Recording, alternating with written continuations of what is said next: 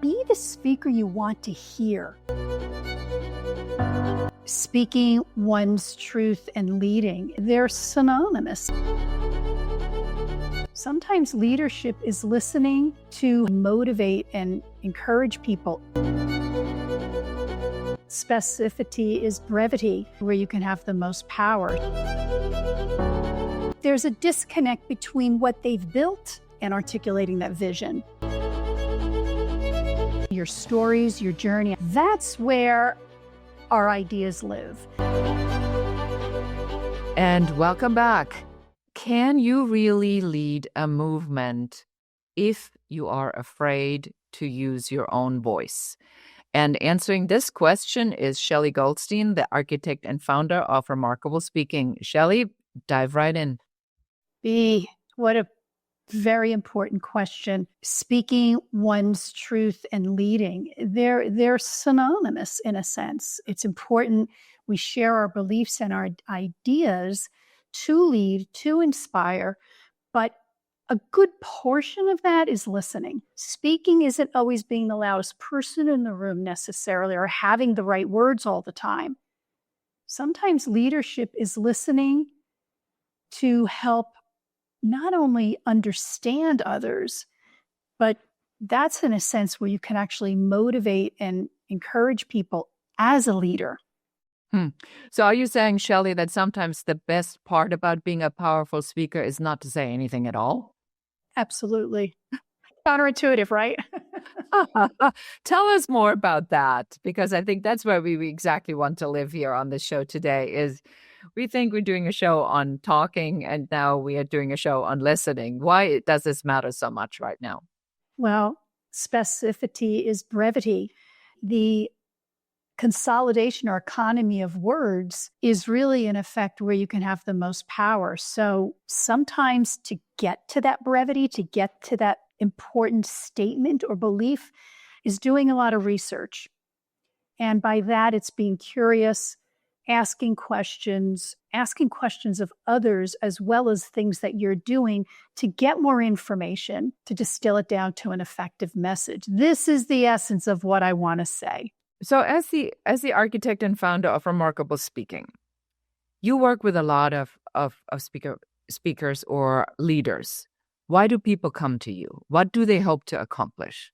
Well, leaders come to me because they're very powerful, successful people. They've built companies. They're leading Fortune 100, 500 companies. They have tremendous power and a big audience. But there's a disconnect between what they've built and getting out there and articulating that vision and speaking to people. How does that come together? And I have sort of found a niche working with people of that ilk, because I'm not just going to be another person to tell them to smile more or improve your hand gestures. I really get to the essence of what is holding you back, what is preventing you from crossing that line. So in articulating that vision, it's there, and I might be telling you something you don't want to hear or no one else has told you. But that's another challenge for people that build their whole lives around risks and challenges. Why is it so difficult for us to put our own vision into words? Should that not be really comfortable? Like if somebody says, what do you want? What's your vision? Should I not be able to say that? What is it that's so difficult about that? Not taking a few seconds, when I say seconds, in 30 seconds to think about what is my big idea here? What do I want to share with people? What do I want my audience to know right now? And taking 30 seconds to articulate that statement, that is all you need to do before you walk into a room. What do I want everybody to know today? And instead, we show up. The difficult thing is we think it has to be a big explanation. And believe me, I'm a storyteller. I think stories are a really important part of this. But you don't want to come out of the gate with so much detail, with so much information that people are swimming and drowning in details and not knowing really why they're here. Is this about performing versus substance? Well, I hope it's not performing. Unless you are an Academy Award actor and trained professionally as an actor, life is not a performance. I hope you're showing up as yourself. And I hope it's about substance and how you really feel, and to be organic and authentic in those words. We hear those words a lot, authentic, right?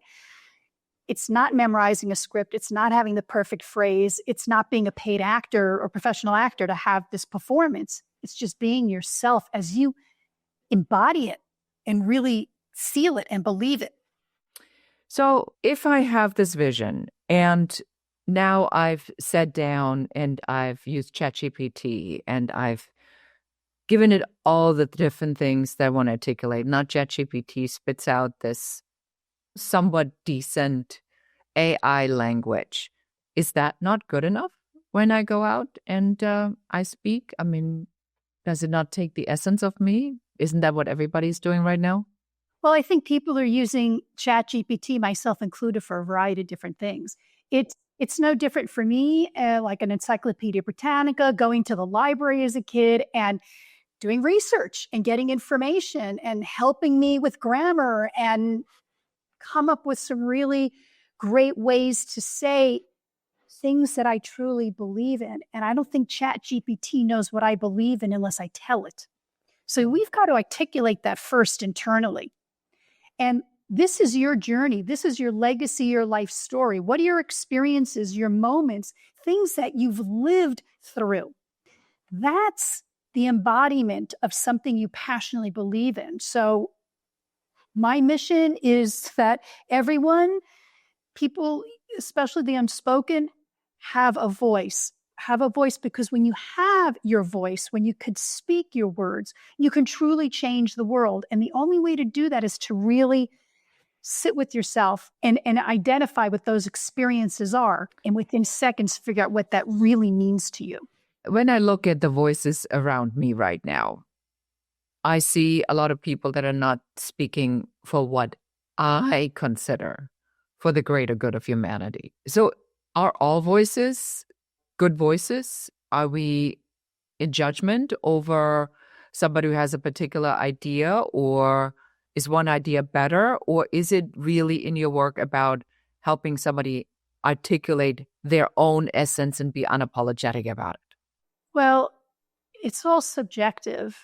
And what I think is important to me isn't necessarily what somebody else is important to them. So some of what holds us back is judgment. That also can get us in a lot of challenges. The way I like to approach it is, I have ideas, I have visions, I have belief systems, but I'm open to understanding more about others. And when I understand others' belief systems and inviting the conversation, not talking at me, not proselytizing, but really having a sharing one-on-one conversation, I can then contribute in understanding and finding where we have commonalities more than where we have differences. And on the part of differences, how can we appreciate and understand the differences as a learning tool? Less about, here's what I believe and you need to follow me, yes or no. That's not fair. You know, I sometimes struggle with that, because I think we are so used to identifying what we believe fits in our worldview. And I find that increasingly so, the information that I'm getting from the outside, including ChatGPT, is very jaded. So how do I, as somebody who wants to develop my voice or want to get clear about my own message, how do I even get started with figuring out what that is so it doesn't sound like everything else? Because right now, with the overuse of ChatGPT, that's like doing everything and creating all the content, everybody's starting to sound the same. I mean, it's like I'm completely finding myself tuning out on everything. What do I do? Look inward. And it's really about looking into your stories, your journey. I spoke about this early. What are your experiences? What have you seen in life? What have you heard about, read about, lived? Those are unique to you. Your perspective of those moments are unique to you. That's where our ideas live. That's where our visions come from. And ChatGPT, if we type it out, that vision and that example into or story into ChatGPT, it's going to spit back its interpretation of it. It's a false narrative sometimes. You to be honest with what you believe in and what you want to say is to think about your experiences and speak about what you know firsthand. I look at ChatGPT almost like I'm arguing. I argue with ChatGPT all the time. I'll use it almost like a discussion tool because I'm not quite clear what I want to say, because it's a process, right? And as you say it, in the first reiteration, it's like, yeah, it's okay, it would work, but no, it's not precise enough. How important is it to be precise with the message and with what you speak? It's everything. It's everything. Time is a valuable commodity today. People are short on time. It's our job a lot of times in our careers, in our life, to be specific and on point as quickly and simply as possible. But to the idea of arguing with ChatGPT, it's just going to keep interpreting things. The framework I have developed is a 4-minute tool that takes you through coming up with, speaking out loud those ideas in a 4-minute drill. When you speak using speaking prompts, here's what I want my audience to know today. It comes right to the surface, and the less time you have to speak about it, the faster you realize that vision, because it's really in there. We just can't articulate it because we're judging ourselves as we're speaking. I work with clients all the time. Before they know it, in 30 seconds, they could say exactly what they feel, exactly what they mean, and that leads to a greater conversation. Let's talk about your framework. Take us through it. The Remarkable Framework is a 10-part system that helps you consolidate your speaking. And I based it on a book I read years ago called Sprint, which is about, a lot of companies use this to fast track to prototyping in businesses. And through some cohorts I was teaching a while ago, I thought, well, what if I adapted that idea of short sprints to people speaking? Because when people were in a coaching session, I would ask them, give me your elevator pitch. 4 minutes, 5 minutes, they're rambling and rambling and rambling because the brain is trying to process and do all of this thinking and critical understanding live. And the brain can't edit that quickly. So we tried it. I applied the sprint technique. Why am I sharing this with you today? And leading into meetings, leading conferences, leading podcasts, leading any conversation that way gives people a starting point. You set an expectation. They know what's going to happen. And it's that rapid fire timing, 1 minute, 30 seconds, 1 minute, 30 seconds, that gets you there. So in your framework, the technique is to help the client or the reader of the book to go through these short sprints to help them identify what it actually is that they want to articulate, what they want to say. That's exactly right. Because if you think of your subconscious, it's where all your memories are stored, your experiences, so many things about your life. And if you're really thinking very hard with the prefrontal cortex, the front of your brain, again, it's hard to process and find without judgment and all the other things interfering. So yes, the framework forces you to reduce time. It's when you have more time, you procrastinate. This forces you to get to the point faster without judgment. Boom. And that's exactly the way it happens. Yes, in seconds, you can access that idea deep in your subconscious. And you're like, wow, I haven't thought about that in a long time. That's incredible. You talk about a phenomenon of the perfect leader and why this is really hurting real people. In this TED style delivery, Steve Jobs, that when we see these perfect leaders, why should we not look at things like that when we speak? Or should we? Well, we all have a different idea of who's a perfect speaker. And I'd have to refrain from that word perfect because I think it's an unfair label. We're human. Humans are far from perfect. But it's what we like, who we admire, who has inspired us, who has moved us through time. You remember a school teacher from grade school that did something or noticed a skill in you and encouraged you to play a sport or an instrument. those are the moments we remember. That's what molds and shapes us. And those become the mentors and the great speakers that we quote and think about throughout our lives, as well as leaders that seem to inspire us by what they feel, by encouraging us to create our own version of that. So I need to ask this. It's like, what was this trigger moment for you where you said, I'm going to have to help people to do this? Was there had to be some sort of an event where you go like, I have to fix, I have to help people fix this. What was it? I was always terrified of speaking because when I was in a college production and I blanked out, and it terrified me and traumatized me that I stayed behind the scenes. I stayed silent for years. And it wasn't until decades later, much older as an adult, that I was forced into a speaking situation. A keynote didn't show up and I was asked to step in their place. Nervous, everything. On the spot? Like that. No rehearsal, no notes. My knees were knocking so hard. Huh? I mean, it was terrifying. That's literally terrifying. Yes. It is. It was. I still think about it and I get nervous. But because there was so much happening, and you can imagine what was going on in my head at the time, my eyes met with a person in the audience who just smiled back, like as if they couldn't wait to hear what I had to say. And I realized, oh, I'll speak to this person.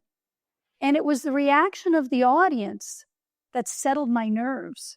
They were there to hear me. They were excited to hear what I had to say. They had no idea I wasn't supposed to be the speaker. They had no idea I wasn't prepared. But was I? Yes, I've been working on this project for months. I had plenty to say about it. So it was very unscripted, but that was part of the beautiful thing about it. And I realized there's something here. I became more of a speaker. I became more engaged, and things started changing in my life. And I realized, wow, if I could help others with this idea, they wouldn't be wasting or spending so much time in the fear zone and using that energy in the I'm excited. This is life-changing zone. So what I'm hearing you say is that this was almost like your first experience of authenticity and presence and this purpose-driven voice, because you had to, like, in this moment, come up with something. And that goes down to the restriction of time in the sprint. When you have more time to think, we tend to procrastinate longer. When there's less time, it actually forces you to get focused. And I happen to, in connecting with this person in the audience, everything else melted away. And I just became focused on the one purpose why I was there. I had to share information. That's the difference. Well, you do say that the story is the legacy. Tell us what that means. Your stories, your memories, your moments, things you've experienced are unique to you. That's what our legacy is about. That's who we are. And it's unique to everybody. And it's not something to be judged on a grander or larger scale. This is how I saw something. And when you're a leader, this isn't something you manufacture. This is life's experience. People want to hear those stories. You mentioned Steve Jobs. We connected so much with him because he was honest in his experiences and his journey of what he went through, what he thought, what he experienced. He wasn't telling people what to do. He was explaining what happened through his journey. That is his legacy, and it belongs to him. So we have that as well. It's going to be a different story. It's going to be a different series of circumstances. I mean, if two people, go to an ice cream store and have the same raspberry chocolate chip ice cream, we're going to have two different experiences of that ice cream. Each one of us has that experience that's unique to us, that creates our version, our legacy, our experience of that particular moment, in simpler terms. You know what I'm hearing you say? It keeps going back down to what you said earlier. It's really the connection with a message. Do you think people are trying to perform instead of connecting with a message, or are you seeing that people are really getting the memo right now? I think people are trying to perform. They want to say the perfect thing. That's where chat comes in. Help me script the perfect script. And I need a joke. I need a joke at about 5 minutes. There you go. Exactly right. And it's very manufactured. And people know that. People know when it's manufactured. They know when you're speaking from a script. And by the way, if somebody paid a lot of money to come hear you at a conference, they're going to be really upset if you're reading from a teleprompter. I saw Jennifer Siebel Newsom, the governor of California's wife, and it was a women's conference and it was all hype. And oh my God, there she is. And she is literally standing there and all she's doing is reading from a completely printed and hold on, me turning the page. I was shocked. I was like thinking to myself, how can somebody at this level of expectation of the public, for you to be able to access this moment that you're in as a woman at a woman's conference, that wow. What is she worried about? Is she worried about that she's messing up? Is she worried about that she's not making her points? Why do we do this? Why can we not trust ourselves? What is it? Because we're not experienced speakers, or we don't think we're experienced speakers. And the truth is, we speak every day. We're experienced speakers. So what's different between me talking to you, me talking to my friends at dinner, or me being on a stage with 100 people? Very little, other than the circumstances. So with Governor Newsom's wife, it comes down to be the speaker you want to hear. Mm-hmm. And knowing you don't have that training. You've got great ideas, but you do not feel comfortable expressing it. So the lack of trust, you rely on notes. And there's nothing completely having some notes as triggers to remind you of certain things. And of course, professional politicians and actors are in a different category. When you're there invited to a conference to speak up, know the difference that people are there to hear you speak, and you want to be that speaker that you would want to hear. And that means she needs training. It's okay. You can call me. I'll help you on the QT. That's what it's all about. I can't talk about 90% of my clients, and that's fine. I mean, it's a shame she didn't pull out the stops for that, because that could have been remedied very easily. I mean, and in all fairness, this was a long time ago. So this was very early on. I don't really remember. This may have been very early on when she's been a filmmaker, and she's an accomplished, powerful woman in her own right. Absolutely. And I think the reason this is important to bring this up is simply because when you cannot step into the expectations others have of you in this moment, you fall flat. And then you leave an audience of a disappointed room. You can't fulfill others' expectations. You have no idea, unless you speak to all thousands of people that are going to hear you. You have no way of filling, and that's the first mistake. And the truth is, you need to be self-expressed from your ideas, and you set the expectation. You have that power as a speaker. I'm here to share this with you today. You may not agree. You may not you may have a difference of opinion. That's fine. But I can't set an expectation beyond that. I can't anticipate what somebody wants to hear other than my story. Mm-hmm. So what I meant by that is the expectation. I expected a good speaker, and I was very disappointed. And that puts pressure on people. That's what puts pressure on people. And when it comes down to it, nuts and bolts, it's really being able to have that conversation, but it's the opposite. It's not being scripted. It's not having the perfect words. It's really speaking your stories as you know them. And there is a way to do it without memorizing scripts and connecting with people in a way that is organic and friendly. Mm-hmm.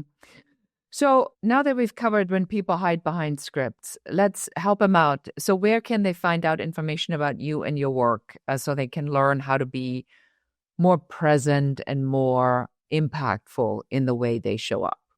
Remarkable Speaking, a framework to embody your voice and your vision, is my book. And you can Google that on Amazon or Barnes & Noble, anywhere you find, you find your books. And Remarkable Speaking is my website. And of course, I have a YouTube channel where there's lots of videos and I talk about a lot of these different topics. Okay, and we'll make sure we'll sort of mention that. I want to drive this point really home one more time. We are so in a buzzword and in a short attention span environment. You are saying that what makes me uniquely me, maybe even the stuff I'm uncomfortable sharing, is the stuff I need to talk about. Yes, and when you captivate people with a 30-second statement, a very short, succinct statement, it opens the door for a conversation to go deeper into that story. All right. So we talked about your 4-minute messaging drill, and we talked about where people can find you. Do you have any last words for our audience before we say goodbye for today?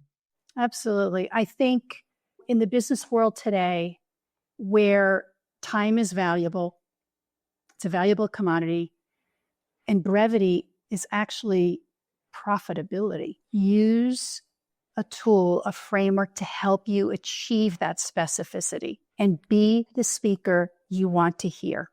Excellent. Wonderful. Well, I think that's it for us for today. Thank you so much for being on the show and sharing your knowledge. Thank you, B. It was a really important and timely conversation. I check what people talk about a lot and the way they talk to each other. I have to say, I'm appalled at a lot of what I see. I believe that words matter. I believe that what you say and how you say it matters. I believe the responsibility of leaving people feeling a particular way is on you. And I have the power of making them walk away and feel great. Or I have the responsibility of having them walk away and be angry and upset or enraged. And I think that you need to choose your words really wisely, which is why we wanted you on the show. Well, thank you. All right.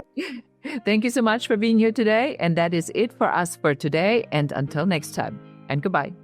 That's it for this episode of the Business Growth Architect Show, Founders of the Future. If you're done playing small and ready to build the future on your terms, subscribe, share, and help us reach more trailblazers like you. And if you're serious about creating, growing, and scaling a business that's aligned with who you are, schedule your Uncovery session at uncoverysession.com. Lead with vision. Move with purpose. Create your future.